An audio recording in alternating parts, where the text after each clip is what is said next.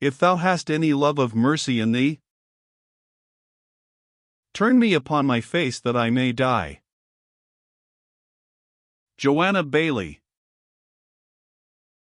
Our traveller hired a postchaise at the place where he separated from Dinmont, with the purpose of proceeding to Kippletringan, there to inquire into the state of the family at Woodbourne, before he should venture to make his presence in the country known to Miss Mannering.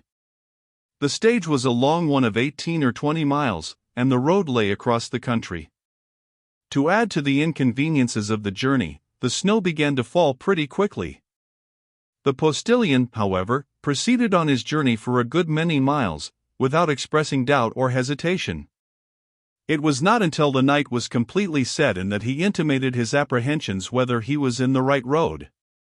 The increasing snow rendered this intimation rather alarming, for as it drove full in the lad's face, and lay whitening all around him, it served in two different ways to confuse his knowledge of the Count and to diminish the chance of his recovering the right track.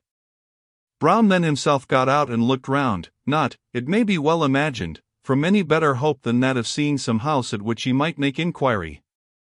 But none appeared. He could therefore only tell the lad to drive steadily on. The road on which they were ran through plantations of considerable extent and depth, and the traveller therefore conjectured that there must be a gentleman's house at no great distance. At length, after struggling wearily on for about a mile, the postboy stopped, and protested his horses would not budge a foot farther, but he saw, he said, a light among the trees, which must proceed from a house. The only way was to inquire the road there. Accordingly, he dismounted, heavily encumbered with a long greatcoat, and a pair of boots which might have rivaled in thickness the sevenfold shield of Ajax. As in this guise he was plodding forth upon his voyage of discovery, Brown's impatience prevailed, and, jumping out of the carriage, he desired the lad to stop where he was, by the horses, and he would himself go to the house, a command which the driver most joyfully obeyed. Our traveller groped along the side of the enclosure from which the light glimmered, in order to find some mode of approaching in that direction, and after proceeding for some space, at length found a stile in the hedge, and a pathway leading into the plantation, which in that place was of great extent. This promised to lead to the light which was the object of his search, and accordingly Brown proceeded in that direction, but soon totally lost sight of it among the trees. The path, which at first seemed broad and well marked by the opening of the wood through which it winded, was now less easily distinguishable, although the whiteness of the snow afforded some reflected light to assist his search. Directing himself as much as possible through the more open parts of the wood, he proceeded almost a mile without either recovering a view of the light, or seeing anything resembling a habitation. Still, however, he thought it best to persevere in that direction. It must surely have been a light in the hut of a forester, for it shone too steadily to be the glimmer of an ignis fatuus. The ground at length became broken, and declined rapidly, and although Brown conceived he still moved along what had once at least been a pathway, it was now very unequal, and the snow concealing those breaches and inequalities, the traveller had one or two falls in consequence. He began now to think of turning back, especially as the falling snow, which his impatience had hitherto prevented his attending to, was coming on thicker and faster. Willing, however, to make a last effort, he still advanced a little way, when, to his great delight, he beheld the light opposite at no great distance, and apparently upon a level with him. He quickly found that this last appearance was deception, for the ground continued so rapidly to sink, as made it obvious there was a deep dell or ravine of some kind, between him and the object of his search. Taking every precaution to preserve his footing, he continued to descend, until he reached the bottom of a very steep and narrow glen, through which winded a small rivulet, whose course was then almost choked with snow. He now found himself embarrassed among the ruins of cottages, whose black gables, rendered more distinguishable by the contrast with the whitened surface from which they rose, were still standing. The side walls had long since given way to time, and, piled in shapeless heaps, and covered with snow, offered frequent and embarrassing obstacles to our traveller's progress. Still, however, he persevered, crossed the rivulet, not without some trouble, and at length, by exertions which became both painful and perilous, ascended its opposite and very rugged bank, until he came on a level with the building from which the gleam proceeded. It was difficult, especially by so imperfect a light, to discover the nature of this edifice, but it seemed a square building of small size, the upper part of which was totally ruinous. It had, perhaps, been the abode, in former times, of some lesser proprietor, or a place of strength and concealment, in case of need, for one of greater importance. But only the lower vault remained, the arch of which formed the roof in the present state of the building. Brown first approached the place from whence the light proceeded, which was a long narrow slit or loophole, such as usually are to be found in old castles. Impelled by curiosity to reconnoiter the interior of this strange place before he entered, Brown gazed in at this aperture. A scene of greater desolation could not well be imagined. There was a fire upon the floor, the smoke of which, after circling through the apartment, escaped by a hole broken in the arch above. The walls, seen by this smoky light, had the rude and waste appearance of a ruin of 3 centuries old at least. A cask or two, with some broken boxes and packages, lay about the place in confusion. But the inmates chiefly occupied Brown's attention. Upon a lair composed of straw with a blanket stretched over it, lay a figure, so stilly that, except that it was not dressed in the ordinary habiliments of the grave, Brown would have concluded it to be a corpse. On a steadier view he perceived it was only on the point of becoming so, for he heard 1 or 2 of these low, deep, and hard-drawn sighs, that precede dissolution when the frame is tenacious of life. A female figure, dressed in a long cloak, sat on a stone by this miserable couch, her elbows rested upon her knees, and her face, averted from the light of an iron lamp beside her, was bent upon that of the dying person. She moistened his mouth from time to time with some liquid, and between whiles sung, in a low monotonous cadence, one of those prayers, or rather spells, which, in some parts of Scotland and the north of England, are used by the vulgar and ignorant to speed the passage of a parting spirit, like the tolling of the bell in Catholic days. She accompanied this dismal sound with a slow rocking motion of her body to and fro, as if to keep time with her song. The words ran nearly thus: "Wasted, weary, wherefore stay? Wrestling thus with earth and clay? From the body pass away. Hark! The mass is singing. From thee doff thy mortal weed. Mary Mother be thy speed. Saints to help thee at thy need. Hark! The knell is ringing. Fear not snowdrift driving fast. Sleet, or hail, or levin blast. Soon the shroud shall lap thee fast,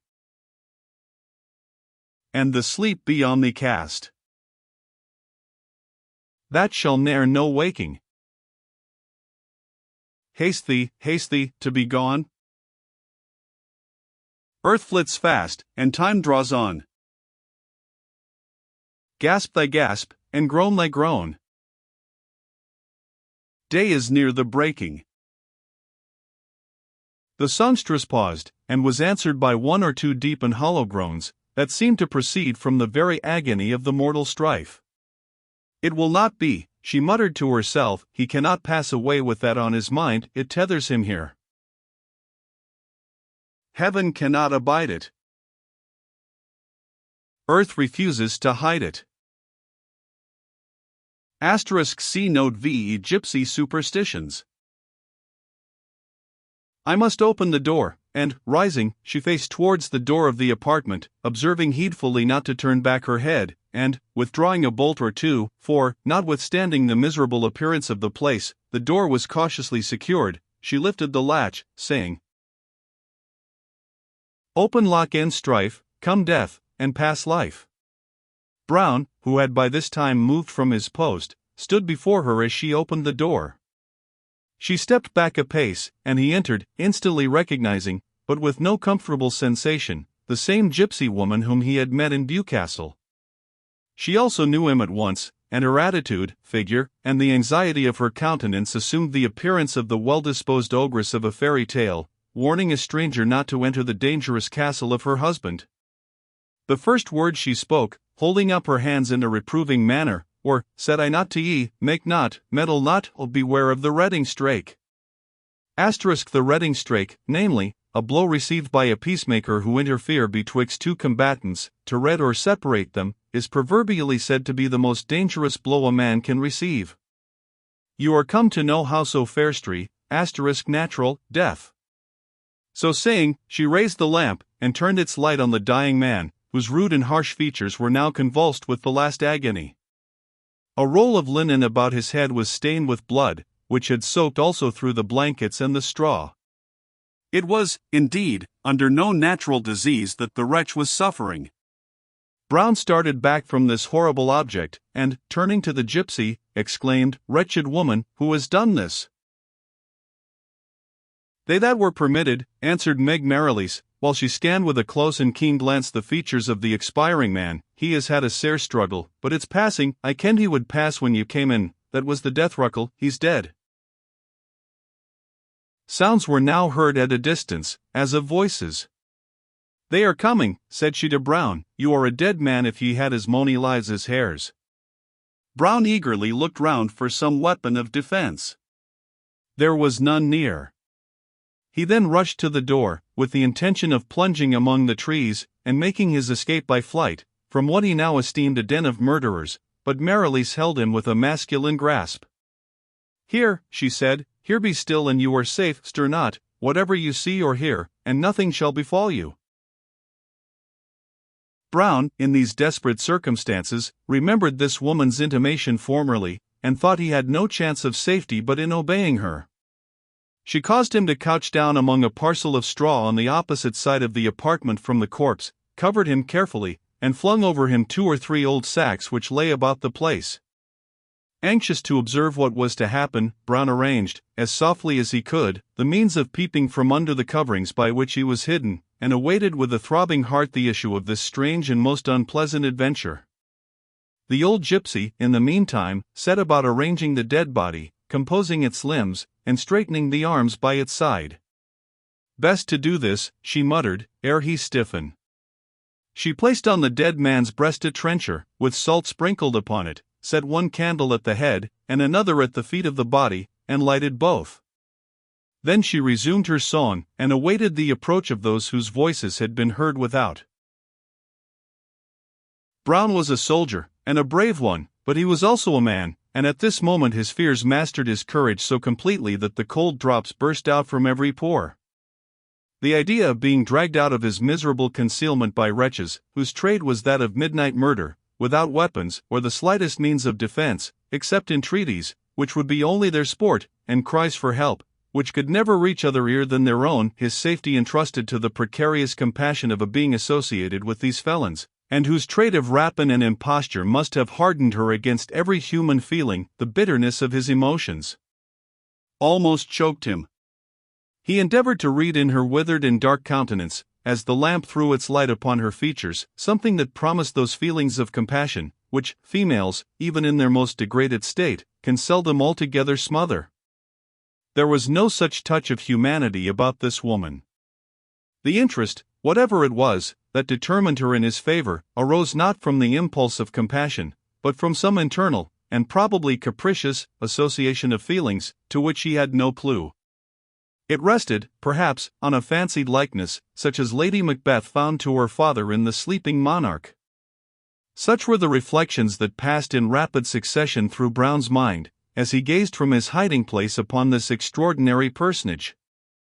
Meantime the gang did not yet approach, and he was almost prompted to resume his original intention of attempting an escape from the hut, and cursed internally his own irresolution, which had consented to his being cooped up where he had neither room for resistance nor flight.